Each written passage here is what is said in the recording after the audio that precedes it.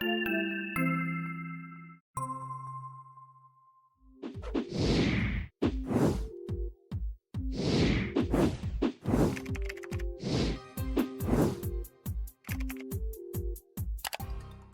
back and Happy New Year, Richard. It is indeed, isn't it? Today's the day. Today is the day, 2023. Another year fled by. I mean, just they're in hyper speed or warp speed or something. It just seems like all of a sudden another year has gone by. Yeah, Here we are again. It was a very fast year, and this time of year, in our topic for today, we're going to talk a little bit about New Year's resolutions. We do try to talk in a very different way, right? Right, in a different way, because we do try to talk about New Year's resolutions every year, and we try to encourage people to think about them in slightly different ways, because, well, history suggests that we are not very good at keeping up with our New Year's resolutions. Most New Year's resolutions have ended by February or so. Right. So we're gonna but last week we talked about the winter solstice, and all, and just this astrological event, and people would sort of, I mean, thousands of years ago, people would take stock of the year just ending. As the days got shorter and the nights got longer, people would sort of take stock of the year just ending and make resolutions for the year about to begin. Yeah. So there's this normal sort of ebb and flow, life cycle ebb and flow, where people sort of take stock, and we do that now. People say, toward the end of the year, you take stock and say, okay, what about next year? Right. And so we tend to make these resolutions for next year, but what happens to resolutions? Right. Yeah, we typically fail to succeed with them. And, and people make resolutions for all kinds of things, from losing weight or wanting to read more, or eating better, and all these different things. And we tend to rely on some of the tried and true behavioral strategies, using rewards and different things. But again, we tend to, once we start sort of falling short, once the novelty of it has wore off, again, usually by the end of January, then they end, and it makes it very difficult for us to succeed in keeping up with them. Yeah, that's right. We get to the beginning of a new year and we say, okay, this is the year that I'm going to exercise.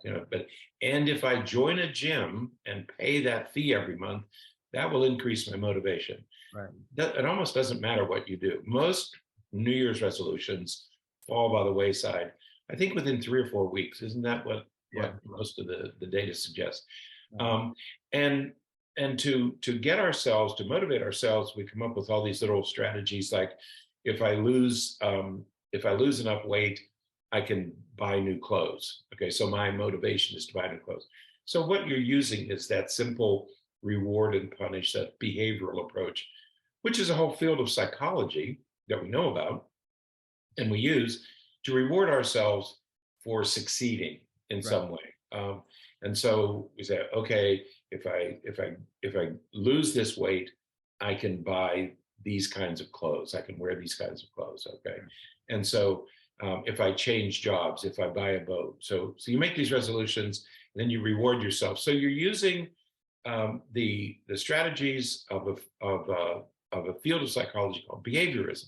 Okay, those are nice. Those are sort of nice little strategies, little tricks you can use to get yourself to do things. But what we want to talk about this year is, instead of finding little ways, cute little ways to motivate yourself, we want to talk about a larger picture, a larger view, and take a whole new perspective on how you might approach the new year. Right. Yeah. Instead of just coming up with a new plan, let's think of a new overall perspective. And so instead of maybe working from a behavioralism type of perspective, we're going to talk about coming from the perspective of positive psychology. That's right. There's a whole field of psychology here that many of us, well, some people have heard of positive psychology, but it's a field that it's new. It's relatively new compared to others. And it's one that many people don't know about, and many people who know about it aren't quite sure how to use it. How does it apply to me? Right. And that's what we're going to talk about today is here's a whole field of psychology that you can use to make your life better. Absolutely. And so, whereas most of psychology, most of medicine, really, if we're honest, Right. focuses on weaknesses or problems or dysfunction, positive psychology focuses on, as the name would suggest, more positive things. And it was sort of an area founded by a very interesting psychologist and researcher, Martin Seligman. And we've talked about his research before because he talked about learned helplessness and some of that. And from that was born the idea of positive psychology, where we focus on sort of positive characteristics and positive aspects of ourselves to foster happiness and more meaningful life. You know, Bernie, many times on this show, we've talked about people going to Dr. Google, looking up, um, there's this penchant today, almost an obsession today with, well, what do I have? What's wrong with me? Right. Am I depressed? Am I anxious? Do I have, how many people come to you and say, well, I think maybe I have autism. No, I mean, Yeah. people are looking for a diagnosis to explain normal life vagaries, normal life changes, Right. normal life experiences. I mean, sometimes you're not happy, okay? Right. Sometimes you're anxious. It doesn't mean you have a diagnosis.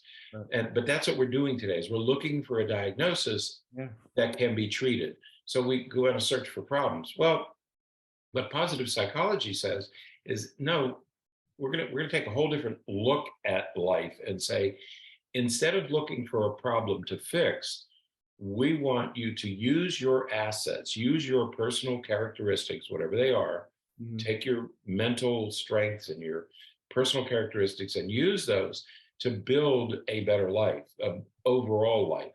Right. Not just lose weight, not just reduce a couple of dress sizes, not just get bigger boats, but to actually use your assets to create a better and more meaningful life overall for yourself. And if you do that, the rest of these things will fall into place. If you're generally more satisfied with your life, you're probably going to eat better and sleep better and exercise more. Okay. Right. So instead of saying, well, if I exercise more, I'll feel better. How about if you feel better, you might start exercising more. So it sort of turns that around. Right. So a lot of this begins with looking at a person or our own personal character traits and strengths, and working to sort of foster those positive aspects of ourselves, to be, I mean, for lack of a better phrase, just to be good people, Right. and it's so discouraging sometimes because there's so many sort of non-examples of this. We can look in the news and we see things like the Oh, situation going on with Russia and Putin and what he's doing. The situation in New York right now with George Santos, and we have all of these examples of people who will deceive and lie, and sometimes there's consequences to that, and sometimes there's not consequences to that, and it creates a lot of confusion, I think, for people when somebody who is deceitful ends up gaining power and position. But in positive psychology, what we're really wanting to do is foster the healthy things, the good things, the truthful, and I just keep wanting to go back to the word healthy aspects of our character and our personal traits, to foster good relationships and happiness and good things in our lives. yeah. Everybody has probably heard about this George Santos Yeah. story, the New York politician who has lied about. I mean, somebody in the news yesterday said, we don't even know whether that's his name or not. At this point, we're not sure what to trust. And this is a man without character. I mean, he lacks, you know, Putin lacks this Sam Bankman-Fried, the Bitcoin guy. These people lack character. They lack positive character traits. They will lie, they will cheat, they will steal, they will kill other people without compunction, without consequence. And you can get elected to office, by lying your way into office. These are people who lack character. What we want to do is identify what our character traits are and develop those, develop our strengths, but the positive ones, honesty, integrity, justice, gratitude, develop these positive strengths. And in developing those, you take your first steps toward a more meaningful life. Where does positive psychology begin? It begins by identifying and developing your best character traits. Right. So as I mentioned before, this was a field or branch of psychology coined and developed by Martin Seligman. And he developed this model that's just referred to as the PERMA model, the PERMA, PERMA model. Right. And PERMA is, as is always the case with everything, is an acronym. The P in PERMA is positive emotions. And so, what he talks about here is looking at fostering optimism and experiencing optimism and gratitude and those kinds of things just by recognizing those positive emotions, recognizing good feelings about things that are from your past and present and future, and focusing on some of those positive emotions as opposed to focusing on negative things. And then, Berney, I know we've talked about this many times. You can look at your life and you can either look at the good things or you can look at the bad things. Right. And if you focus on the bad things, you're going to have negative emotions. We all have good things and we all have bad things. There may be times in your life when things go bad, but your whole life, I guess the book of Job would be an exception, right? Yeah. Somebody mentioned that the other day, how much do you have to tolerate? Yeah, there are those times. But generally speaking, we all have something that we can be thankful about, to express gratitude for, and to do things that make us feel better. Right. Right. And we can all do that. So first of all, you cultivate positive emotions. Yeah. The second thing, the E in PERMA, is engagement. And what I like about this is the idea of flow. And we've talked about flow on previous podcasts, but the idea of flow is that you engage in activities that you enjoy and that brings so much pleasure and just happiness that you just become so immersed in it that the idea of flow is you lose track of time, you lose track of everything that's going on because you're just so engaged in this activity. And it can be anything. It can be a hobby, or it can be just any type of activity that just brings you pleasure. Ideally it's something that is productive, like planting, working in a garden, or building a skill or fostering a skill or hobby or something. But it's just something that you get immersed in that just brings you pleasure. Yeah. Berney, is that what Messi does with soccer? Does he get flow? Yeah, you can see it in all athletes, in lots of different sports. Messi is a great example. When Argentina won the World Cup this year, you can see that they just get into a rhythm, and sports announcers will say it, he just looks like he's enjoying himself out there. I couldn't imagine the amount of stress and pressure that an athlete is experiencing during the Super Bowl or during the World Cup final, or we lost one of the great athletes of all time, Pele, this past week. Richard, he was 17. I know. He played his first World Cup. I didn't realize that until this week. Yeah. You imagine, and there were young kids. I think it was the captain of the U.S. team. He was a teenager. Yeah.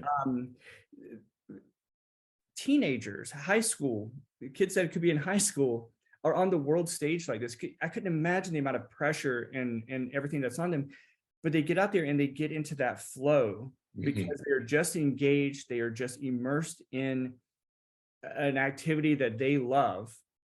and they just make it look easy. Right. Yeah. So this word flow can be an activity that you can get immersed in and Mhm. you lose yourself in. Okay. So, wow, where did the time go? I've been at this for 4 hours, didn't realize it. That's flow. And the other type of flow is what athletes do, where they get so immersed. Michael Jordan did that. He scored 100 points one night. And no matter what he threw up, it went in. And at one point, there's this video of him, and he just shrugs his shoulders and said, I don't even understand what's happening. But he Right. was completely engaged in the activity. Right. And so we see that with athletes all the time.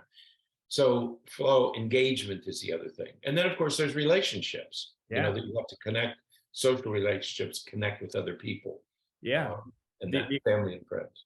Yeah, the R in perma is about relationships and social connections, and those are Right. always important. We've talked about that many times on the podcast. That Mhm. humans are social animals, and Right. we need those kinds of relationships. Again, healthy relationships, relationships that bring you joy, and relationships that help you to be a better person. Not Right. relationships that where you leave the interaction and you're thinking, "Oh my gosh, I'm exhausted," because it's just emotionally draining to be Mhm. interact with that person. You're talking about healthy relationships Right. that bring you joy. Mhm. And then the M in perma is meaning. Um, and it's as simple as finding a purpose, finding a meaning in what you're doing in life. Right. When I read a book years ago about the founding of Israel, and what struck me about after World War II is they had Jewish people had been through this horrific ordeal, and they went to Palestine to develop their state, to redevelop the state of Israel. And I thought, wow, it must be nice to have something more important than yourself. It was obvious that David Ben Gurion and Golda Meir, these people who founded the state of Israel, had a mission far greater than they. Nelson Mandela, Yeah. who had a mission greater than he. And so that's what he means by meaning: is find something that's more important than you. Right. And the last thing is to achieve something, Right. have some successes. And if you look at PERMA, PERMA, if you take each one of these things, if you are pursuing each of these 5 things, it's going to lead you to a more positive, a more meaningful, a more worthwhile life. If Right. you're focusing on positive emotions, fully engaged with other people, developing meaningful, nurturing relationships with others, finding meaning in life, and then accomplishing a goal. Right. There are many times in my professional life where I wasn't really accomplishing anything, and you Right. sort of get dull. Mm-hmm. But then as soon as you write something or you publish something or you present something, you get this burst of energy. You Yeah. have to do something. We talk about children and motivation in school, and everybody says, well, if he was more motivated, he'd do better. No, if he was doing better, he'd be more motivated. Right. Okay, so motivation comes from achievement, and that's Right. what the A in PERMA is about. Right. And as you said, when you follow these Mhm. 5 ideals, Mhm. it leads to a more positive life, a more positive outlook of things. And research has demonstrated pretty clearly that those positive experiences are linked to better health, longer life, greater Mhm. well-being, lots of positive things in our life. We have healthier relationships, and we just again tend to live longer. Um, and you compare that to what we see on the other side, which is people who are more pessimistic and negative. They tend to have more health related issues, more mental health Right. related issues, more hostility and anger and physical health problems from like heart disease and those kinds of things. So um, following these 5 ideas from positive psychology can help shift to make a better life physically and mentally Right. for ourselves. Right. So as you approach 2023, and because the next question will be, well, how do I do this? How Right. do I can't just flip a switch and suddenly be in a good mood. No, of course not. Mhm. But there are things that you can do Yeah. that will move you in the direction of gaining, achieving, at least pursuing, even if you don't achieve it, at least you're pursuing a more satisfying, a more meaningful life. Okay. Right. And so positive psychology gives us 5 or 6 or 7 things that we can do to begin moving us in that direction. And so this year, instead of making resolutions for the new year, we would encourage you to consider these 7 steps. They're not 7 steps, they're 7 approaches to life, I guess would be a better way to put it. Instead of thinking in terms of resolutions to accomplish a specific goal, like weight loss or exercise, we want to encourage you to at least think about approaching 2023 from this new perspective.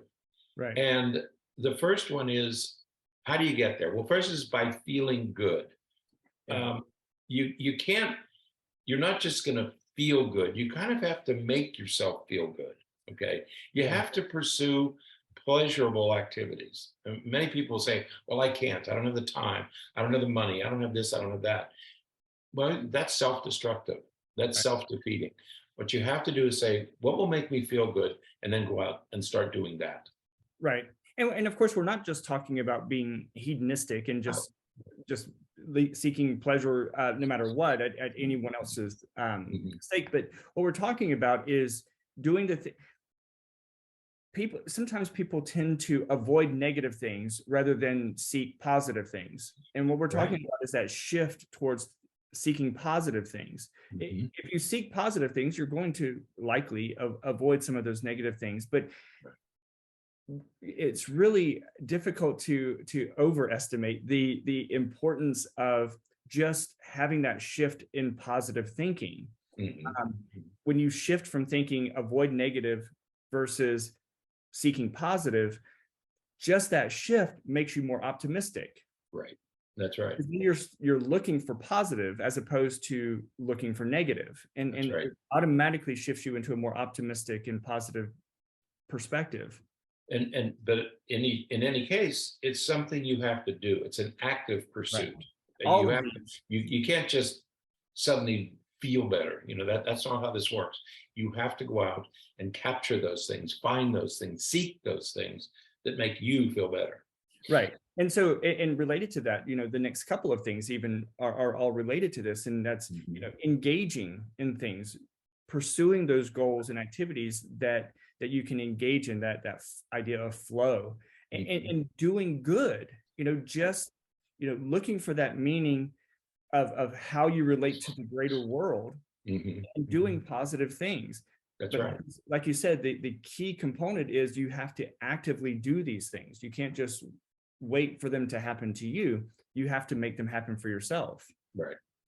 And I like this next one. That's by expressing gratitude. And there are 2 ways to do that. One is that you have to sit back and look at your own life and be thankful for what you have.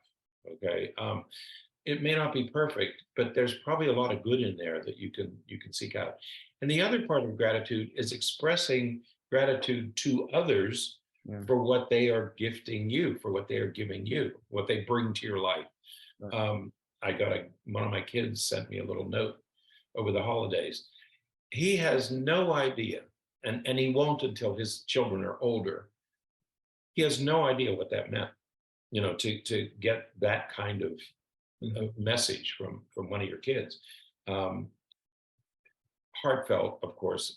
When his kids are adult, when he has adult children, he's going to say, then he's going to get it.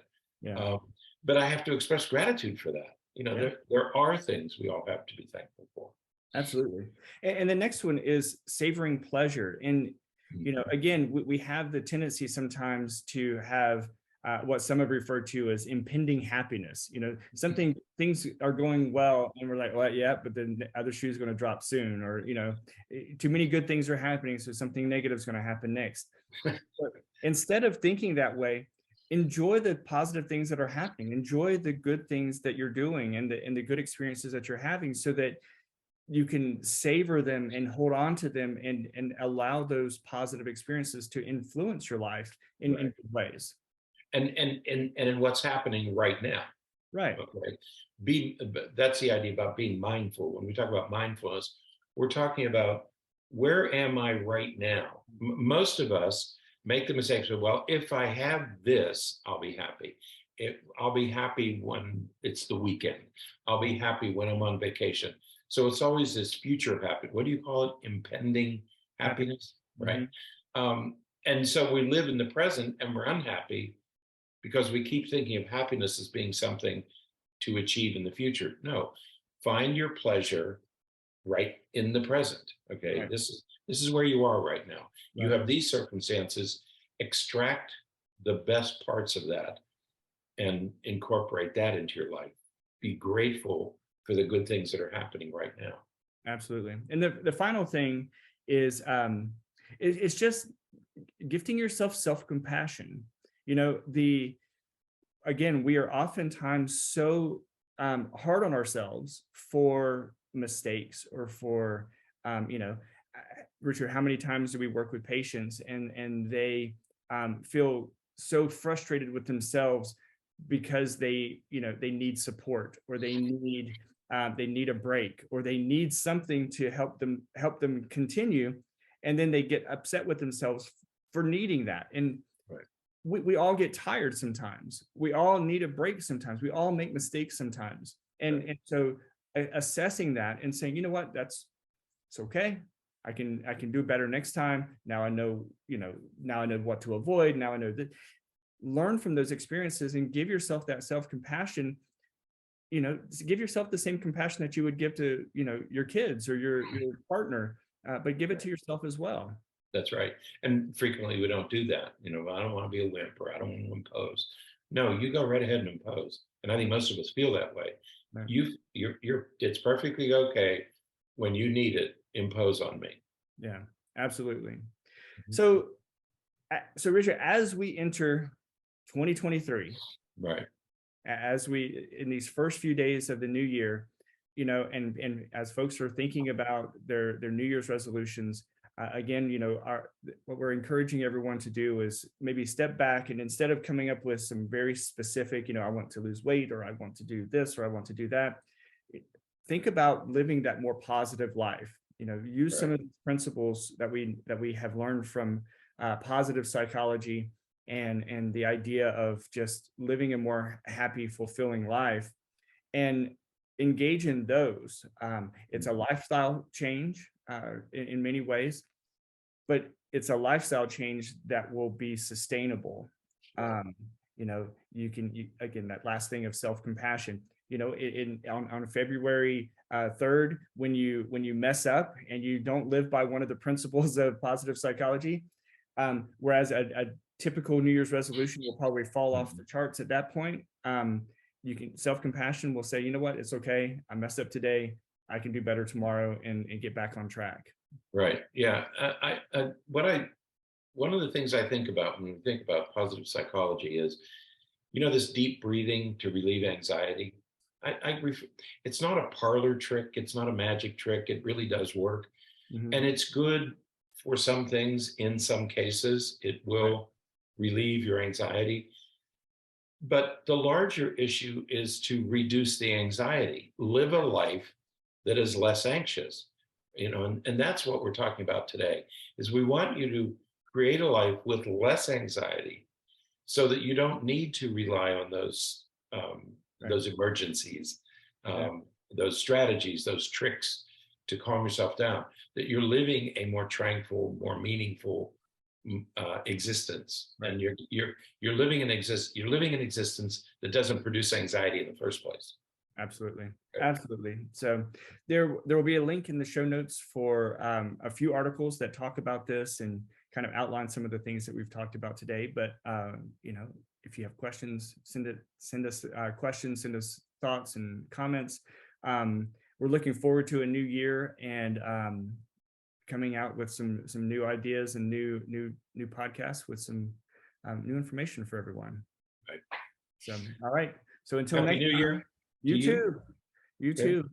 Don't party too hard, Richard. No more partying for this guy. All right. Well, until next time, stay happy, stay healthy, and forget to be afraid.